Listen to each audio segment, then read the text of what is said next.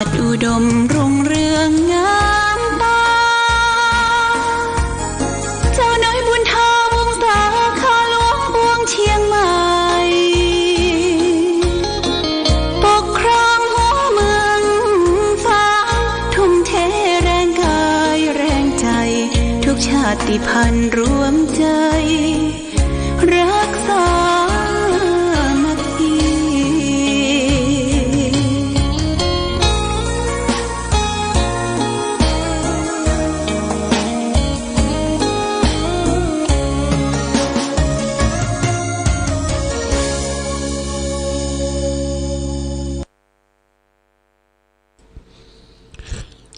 เจริญสุข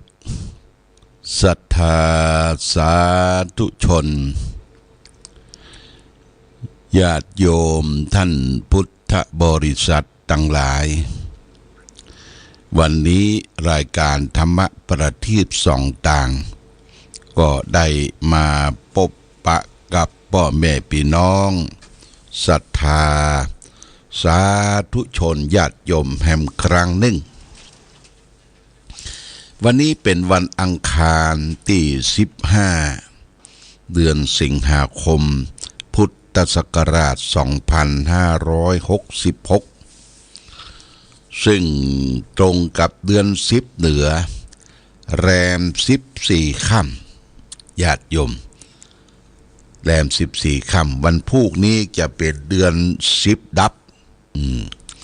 เดือน10ดับเข้าพรรษามาได้1 เดือนละญาติโยมนะวันพรุ่งนี้เป็นวันเดือน10ดับเป็นวันพระวันศีลวันพระวันศีลนั่นก็ถือว่าเป็นวันที่เราและท่านทั้งหลายชาวพุทธเราทุกท่านทุกคนก็จะต้องทำจิตทำใจของตนคือสะอาดบริสุทธิ์ผ่องใสเรียกว่าปฏิบัติศีลธรรมกรรมฐานอยู่ในจิตใจอยู่ตลอดเวลาวันพระตอนเช้าถ้าเรามีเวลานะก็จะได้ไปวัดวาอารามไปจุดธูปจุดเทียนไหว้พระสวดมนต์สิ่งที่จะติดตามตนตัวไปก็หาดอกไม้งามๆสดจะใส่แจกันก็ได้หรือจะเอาไปปักแซมกันก็ได้ที่วัดวาที่เราเคยไปไหว้ไปสาการบูชาด้วยดอกไม้นั้นถือว่าเป็นการบูชาพระรัตนตรัยพระพุทธพระธรรมพระสงฆ์ดอกไม้ของหอมที่สวยจดงดงามแสดงถึงการออกมาจากขั้วหัวใจจิตใจของคนเฮาที่มีความบริสุทธิ์ปัจจุบันจริงอยู่ว่า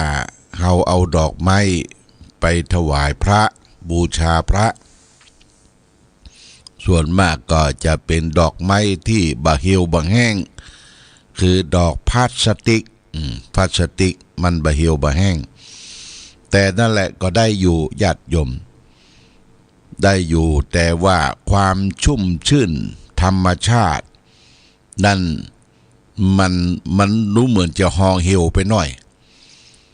ทุกสิ่งทุกอย่างอย่างก็ขอให้มันเป็นธรรมะเป็นธรรมชาติญาติโยมไปกาดไปลีดอกไม้เฮาบ่ได้ปลูกได้ฝังที่บ้านที่จองของเฮาก็ไปหั่นดอกไม้ที่เปิ้นจัดเปิ้นขายก็ซื้อมาญาติโยมนะซื้อมาบูชามาจะเป็นดอกขาวดอกเหลืองดอกสีใดก็ได้เนาะเราก็จัดไปทำบุญวันพระเนี่ยประเพณีขนบธรรมเนียมของคนไทยเราถือดอกไม้ธูปเทียนไปวันพระตอนเจ้าทำบุญตักบาตรตอนสายขึ้นมาก็ตอนเที่ยงเขาก็ไปฟังเทศน์ฟังธรรมตอนค่ำก็ได้ไปทำวัดสวดมนต์กับครูบาอาจารย์พระเจ้าพระสงฆ์แต่ละวัดวาอารามที่เปิ้นได้ชักชวน ญาติโยมได้เข้าไปร่วมกันไหว้พระสวดมนต์เป็นหน้าที่ของเราชาวพุทธทั้งหลายที่จะพึงกระทำแต่ว่าถ้าญาติโยมบ่ได้ไปที่จองที่วัดเฮาก็ปฏิบัติอยู่ในเคหสถานบ้านของเฮาเห็นว่าวันนี้วันพระวันศีลวันพรุ่งนี้เป็นวันพระวันศีลตื่นตั้งแต่เจ้าล้างหน้าล้างตาคัดสีชวีวันแต่งเผ้าแต่งผมให้ดีแล้วก็เข้าไปอัญชลีกราบไหว้อย่างพระที่อยู่ประจำบ้านของเขาจะเป็นห้องพระจะเป็นห้องจะเป็นหิ้งพระก็ตามคือมีความสะอาดสะอ้านแช่มชื่นเบิกบานแจ่มใสหรือเอาไปนั่งพับเพียบบ่ได้กับเก้าอี้ญาติโยมเก้าอี้ไปนั่งเก้าอี้ต่ำก็ได้เก้าอี้ที่พอสูงพอประมาณก็ได้ตั้งไว้ที่หน้าพระประธานในบ้านของเฮาแล้วก็เดี๋ยวซ้ายแดขวาว่าที่หิ้งพระหรือที่บูชาพระเป็นโต๊ะหมู่บูชามันหมุนมันหมองมันบ่ได้เช็ดได้ถูก็เก็บทำความสะอาดเช็ดถูพระบูชาก็ตามหรือโต๊ะหมู่บูชาก็ตามนี่ญาติโยมนะมันเป่งมันวะจะไปมันหมุนมันหมองความหม่นหมองนั้นมันแสดงไปถึงหัวใจของเฮาคือบริสุทธิ์สะอาดกายสะอาดใจปัจจัยตามมาก็คือความสุขที่จะเกิดขึ้นกับเราและท่านทั้งหลายอันนี้สำหรับที่เฮามีบ้านเป็นการส่วนตัวบ่ได้ไปรบกวนลูกหลานว่าวันพระวันศีลบ่ได้ไปกินไปตานก็บ่ไปละญาติโยมนะอยู่ที่บ้านประพฤติปฏิบัติถ้าวันไหนว่างวันไหนว่างก็อยากจะไปวัดไหนอยากจะไปกราบคารวะตู้เจ้าที่ไหนก็บอกลูกหลานว่าอีพ่ออีแม่ใครไปพบปะไหว้สาครูบาหรือครูบาอาจารย์ที่นั่นที่นี่เดี๋ยวที่เปิ้นจัดรายการก็ตามหรือที่เปิ้นได้ทำอะไรยังก็ตามวัดวาอารามต่างๆเราก็สามารถบอกวานให้เขาไปได้ก็มีหลายท่านนะหลายท่านที่วานให้ลูกหลานได้ไปเอี่ยวเมืองฝางไปไหว้ครูบาวัดพระบาทอุดมน้ำบ่อสาวาไปไหว้สาพระเจ้าฝางพระนางสามผิวไปดูบกกรอกครูบาต้นบกกอกครูบาไปไหว้สาครูบาเจ้าศรีวิจัยนี่หลายครอบครัวเพิ่งกับป้าป่อป้าแม่มาวันนั้นพี่น้องตังห้วยไข่แม่สายเมืองแดงเพิ่งก็มาเนี่ยพี่น้องตังใต้ก็ตังสารปีตังในเมืองก็มาเป็นการทัศนศึกษาญาติโยมเป็นการทัศนาย่อนหูย่อนตาผ่อนคลายอารมณ์หรือว่ามารีแลกซ์พักผ่อนรีแลกซ์นี่เป็นภาษาอังกฤษคือว่าจะต้องไปพักผ่อนเป็นการส่วนตัว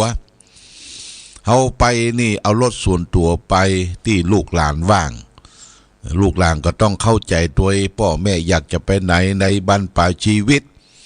ก็คือไปส่งเปิ้นอย่าไปขี้จิสตุ้งสตางค่าน้ำมูกน้ำมันบ่ต้องรบกวนพ่อแม่บริการท่านเต็มที่นะวันหลังจะได้กินมันจะไม่ได้กินแหนงนะกินแหนงแข็งใจว่าพ่อใครไปนั่นแม่ใครไปนี่เอาบ่ได้ปลาเปิ้นไปส่งไปเนี่ยญาติโยมเอาบรรปลายชีวิตขอให้เปิ้นได้มีความสุขพ่อแม่ของเราและท่านทั้งหลายมาแล้วก็บอกว่าตอนนี้ถึงที่ไหนสมมุติว่าลูกจากเชียงใหม่มาถึงแม่แตงเชียงดาวชัยประการที่ห้วยเลิก บ้านแมวบ้านอย่างเปิ้นขายของป่าเขาก็แวะไปซื้อไปยังเป็นดอนางหางไม้เป็นเฮ็ดเป็นหอนอู้ถึงเฮ็ดหอนกันนี่ญาติโยมนะเฮ็ดที่ออกในปัจจุบันนี่ญาติโยมต้องระมัดระวังตัวบางทีเฮ็ดมันไปออกปืนสวนส้มปืนสวนส้มสวนส้มนี่ปกติเปิ้นจะฉีดยาไล่พวกแมลงเฮ็ดนี่มันเป็นสปอร์มันจะดูดเอาสารพิษไปสะสมอยู่ในดอกเฮ็ดหรือหากเฮ็ดอย่างเฮ็ดไข่ห่านอย่างเฮ็ดอันอย่างที่ออกพิษที่นะญาติโยมต้องระมัดระวังถามที่มาที่ไปว่าเฮ็ดมันเกิดที่ไหนป่าไหนแพะไหนเนี่ยเราก็ต้องถามนะญาติโยมแล้วก็เวลาแกงเฮ็ดก็ได้บอกทุกครั้งทุกคราวว่ามันจะเบื่อก็ลองเอาจอนซ่อมที่เป็นเงินนะญาติโยมเก็บไว้เด้อนะถ้าไปที่ไหนก็ถามซื้อเปิ้นจอนซ่อมเป็นเงินมาสักกู้ลองไปโกนดูหรือปากที่มันเป็นเงินทับผีที่มันเป็นเงินถ้าโกนละแกงเฮ็ดเดือดโบอีนะเฮาไปโกนพอโอ้ทับผีหรือจอนที่โกนน่ะมันเศร้าคือลึมันเศร้าคือลึแสดงว่ามันดูดสารพิษโอ้กินบ่ได้เนอะกินบ่ได้ต้องเอาไปทิ้งไปขว้างนี่ญาติโยมหรือเฮากินเฮ็ดชนิดใดลงไปเนี่ยเกิดอาเจียนเวียนหัวอาเจียนก็คือหากเวียนหัวเมาหัวจนเนี่ยมันใครถ่ายกะมันจะลุกะหือใจฟังเฮือลูกคือหลานไปหาหมอว่าได้กินเฮ็ดชนิดนั้นชนิดนี้มาอันนี้ถึงบอกเรื่องเฮ็ดเฮ็ดนี่เป็นอาหารท้องถิ่นของเฮาบางครั้งมันหลีกเลี่ยงบ่ได้ญาติโยมนะเฮ็ดแล้วก็ปัจจุบันนี่มันมีนอญาติโยมนอนี่บ่ค่อยจะมีพิษมีภัยเท่าใดสำหรับสุขภาพร่างกายเฮาบ่มีโรคเกาต์เบาหวานอีหยังก็กินไปเด้อนอเนี่ยมันเป็นกากขับถ่ายได้ง่ายญาติโยมนอเฮามาต้มมายำก็กินสักเตื้อสองเตื้องูรสชาติว่าปีนี้ได้กินนอละวันนั้นมีการมาถวายเตียนที่วัดพระบาทอุดมน้ำบ่อสาวาอาตมาก็สั่งแม่ครัวว่าทำยำหนอเนอะเป็นเมนูต้อนรับคณะสงฆ์ศรัทธาญาติโยมเขาก็ทำยำหนอนี่ก็มาว่าเจียวน้ำฮะบ่ใช่ใส่น้ำหมูบ่ใช่ใส่น้ำปูดำปิกบ่ใช่เปิ้นเจียวน้ำฮะหมกเมอะมะเนี่ยอาตมาก็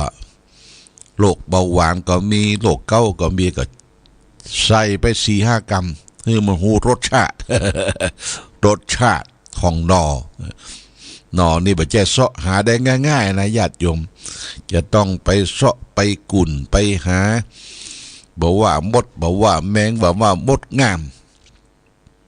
นะถ้าจะซื้อหนอจะไปต่อเปิ้นนักเน้ออย่าไปต่อเปิ้นนักญาติโยมคิดถึงคนไปเสาะพ่องลำบากมะเปิ้นไปอย่างเปิ้นไปนะหน่อนางหางไม้ที่อยู่ตามธรรมชาติที่เปิ้นเอามาขึ้นมาขายพักผลไม้ที่เกิดขึ้นธรรมชาติในตอนนี้ก็หนักพักกำลังป่งพักหลายอย่างหลายประการกินปลาเป็นลักกินพักเป็นรองญาติโยมนะกินอาหารที่เป็นสัตว์ใหญ่ก็พึงเว้นไปพ่องกินมานักลาบกาก้อยกาหยังกาได้กินมานักญาติโยมกินอาหารที่มันดีต่อสุขภาพร่างกายวันนั้นก็ต้องขอบคุณอนุโมทนากับพี่น้องเวียงป่าเป้า พี่น้องเวียงป่าเป้าแม่กองทองคำในกองคำทองคำป่อบุญธรรม สังคำฟั่นบ้านโป่งน้องบ้านโป่งสลีเปิ้นมาแอวหาตุลุงวันนั้นก็ปกเอาจิ้นหมูนึ่งแล้วก็ปกเอาน้ำพริกตาแดงน้ำพริกน้ำปูมาถวายโมทนาสาธุเก็บไว้ในตู้เย็นเรียบร้อยแล้วญาติโยมก้อยบอยออกมากินน้ำพริกก็ดีอย่างก็ดีก้อยบอยออกมาฉันมากินนี่โพธนาเอาโมทนาสาธุโดยนะที่ได้ร่วมโดยช่วยกันวันนี้เป็นวันที่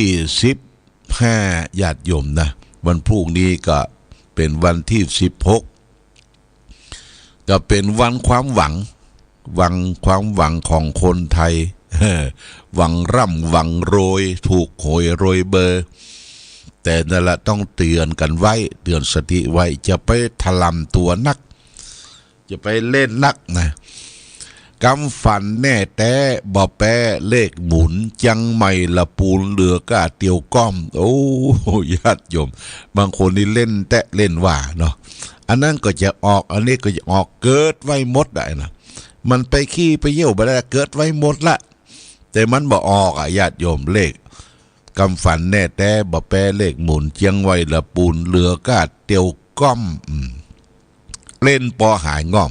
10 บาท20 บาทหรือเล่นตัวใดก็ได้ซื้อลอตเตอรี่สักใบเพื่อโชคมาวาสนาจ้วยอาจจะถูกรางวัลกับเปิ้ลก็ได้วันพรุ่งนี้เป็นวันที่16เกิงเดือนของเดือนสิงหาแล้วญาติโยมนะเข้าวาสามาได้1 เดือนละนะญาติโยมนะเข้าวาสามาได้เกิงเดือนละนะอันนี้เขาก็ได้ไปวัดวาอารามไปไหว้ไปสาที่บางท่านบางคนบ่ได้ไปวัดไปวาถือว่าเป็นการไปเยี่ยมวัดญาติโยมการเยี่ยมวัดแต่ก็ไปดูว่าเปิ้นแปลงอะไรอย่างพ่องเปิ้นสร้างอะไรอย่างพ่องนะบางท่านบางคนก็บ่ฮู้อย่างที่เฮาไปวัดพระบาทอุดมเนี่ยเปิ้นแปลงโรงครัวแปลงหอฉันบูรณะวิหารบูรณะเจดีย์ใกล้จะเสร็จละทุกสิ่งทุกอย่างนะแล้วก็ขึ้นไปที่บนสำนักวิปัสสนาน้ำบ่อสวาก็บูรณะวิหารองค์พาลาพระเจ้าละแข่งเกือบจะเสร็จแหละค้างติดไฟฟ้าตั้งไหลเนี่ยญาติโยมนะบางท่านบางคนก็สนใจบริจาคให้หอมอย่างที่เจดีย์ตั้งลุ่มนั่นเขามีทรัพย์ปทนอยู่4 หลังช่างได้มาติดตั้งเป็นทรัพย์ปทนจ้องใหญ่ประดับเจดีย์เรียบร้อยแล้วทำให้เกิดความสวยงามสดชื่นแจ่มใสร่มเย็นทรัพย์ปทนหลังหนึ่งก็ตกอยู่ 12,000 บาทอันนี้แม่สมควรโด่งดังเป็นเจ้าภาพหลังที่12,000 บาทอันนี้ก็มีเจ๊แดงหรือคุณเจ๊แดงกิตติกุลแล้วก็ปนานปทุมวงเพ็งอันนี้เป็นเจ้าภาพสัปทนแห่มหลังหนึ่งก็มีป่อสีนวลแม่สมศรีปันไฝเป็นเจ้าภาพและสัปทนแห่มหลังหนึ่งนั่นก็คือเจ้าภาพอยู่ที่บ้านเตาดินเฮานะเป็นเจ้าภาพโมทนาสาธุสัพพทนนี่หมดไปละญาติโยมที่โรงครัวนั้นก็ยังมีประตูใหญ่นี่ก็ด้านหน้าก็ชมรมผู้ปฏิบัติธรรมประจำวันเสาร์คำว่าโรงครัวนี่หมายถึงหอฉันญาติโยมถ้าโรงครัวนี่จะต้องนึ่งข้าวเป่าไฟที่หั่นแต่หอฉันน่ะเป็นที่ฉันเพลนของครูบาอาจารย์พระภิกษุสงฆ์สามเณรนะที่ขาดก็คือหน้าต่างเป็นชุดเนี่ยชุดละ 4,000 บาทเนี่ยญาติโยมนะขาดไปประมาณสัก5-6-7 ชุด5-6-7 ชุดและสำนัก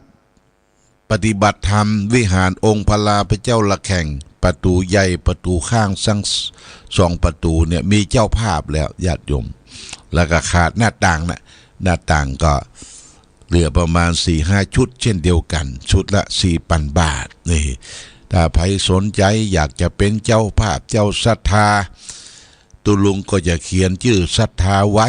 ปีหน้าออกวาสาลาพระเจ้าเดือนมีนาคมว่าเดือน6เขาก็จะได้ทำบุญฉลองเนอะ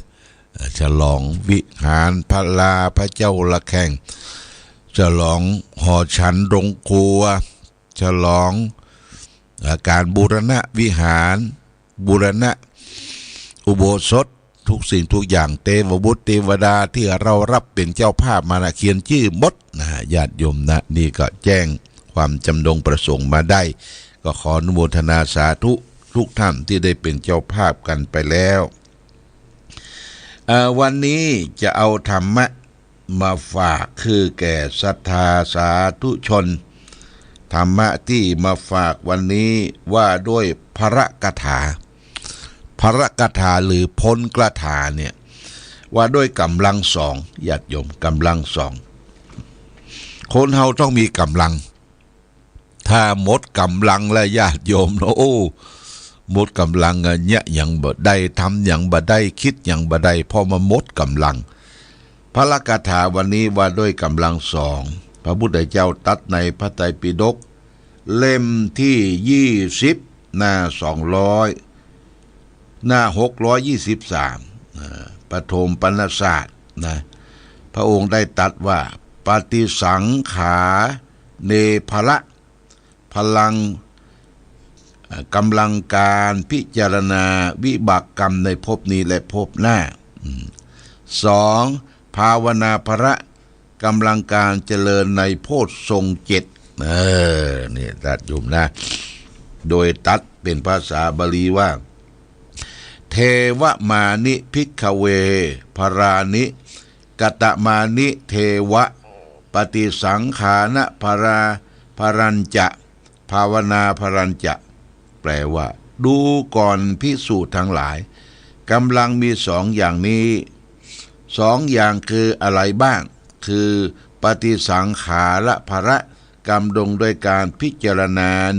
1ภาวนากำลังการเจริญภาวนา1นี่กำลังนี่จะอธิบายคือท่านทั้งหลายได้ฟังว่าปฏิสังขาระภระคือการมีกำลังพิจารณาในร่างกายสังขารของคนเฮานี่นะว่าร่างกายของคนเฮาประกอบด้วยธาตุ4ดินน้ำลมไฟอยู่ในตัวเฮาดินน้ำลมไฟเนี่ยมันขาดอย่างไปขาดธาตุอย่างไปเฮาอยู่บ่สุขสบายเจ็บไข้ได้ป่วยอะไรเฮาก็ต้องมีพละกำลังพิจารณาตัวนี้คือกำลังพิจารณานะญาติโยมพิจารณาว่าเขาจะต้องอดกั้นอดออมบ่กินนั่นบ่กินนี้ตามที่หมอเปิ้นได้สั่งว่าของแฉลงและของที่มีพิษมีภัยเช่นบุหรี่ยาเมากัญชายาเสพติดถือโทษเนี่ยเขาก็พิจารณาการพิจารณาคือใจกำลังภายในของเขาเนี่ยเขาจะหู้ด้วยตนเองตัวเก่านะไผบ่สามารถที่จะหู้ร่างกายของตนเองตัวเก่าเหมือนกับตัวเขาเช่นยกตัวอย่างเขาไปหาหมอนี่หมอเปิ้นจะมาวินิจฉัยโรคว่าเขาเจ็บไหนปวดไหนเขาก็บอกคือเปิ้นไปเป็นอย่างกินอย่างที่มันผิดต่อร่างกายต่อในปุ่มในไส้เขาก็บอกหมอก็วินิจฉัยออกมาเป็นโรคนั้นโรคนี้แต่ในปัจจุบันเนี่ยการวินิจฉัยว่าจะคือมันเป๊ะแต่นะเปิ้นก็จะต้องมาเอ็กซเรย์ดูนะเอ็กซเรย์ดูแล้วก็อันเดอร์ซาวด์ดูในตัวของเขาเนี่ยวิทยาการการแพทย์สมัยใหม่หูได้หมดว่าภัยเป็นอย่างเนี่ยแต่ขั้นแรกเขาก็ต้องมีพลังมีพละในตัวเก่าเนี่ยตัวตาดูตัวเองนี่คือพลังเรียกว่าสังขารพระคือดูสังขารตัวเองตัวเก่านี่เป็นข้อหนึ่งพลังข้อที่2ก็คือภาวนาพระกำลังคือการเจริญการภาวนานี่คือการเจริญนะญาติโยมคือ เมื่อจิตใจเฮาเนี่ยมันมีพลังนะก็จ้องเกิดจากการภาวนาภาวนาที่จะเกิดขึ้นได้นี่คนเฮาต้องฝึกสติฝึกเดินฝึกนั่งฝึกนอนฝึกคือมีสติอิทริยาบถทุกอย่างยืนเดินนั่งนอนเนี่ยคือมีสติเมื่อสติมีสมาธิมีความตั้งมั่นของจิตใจดี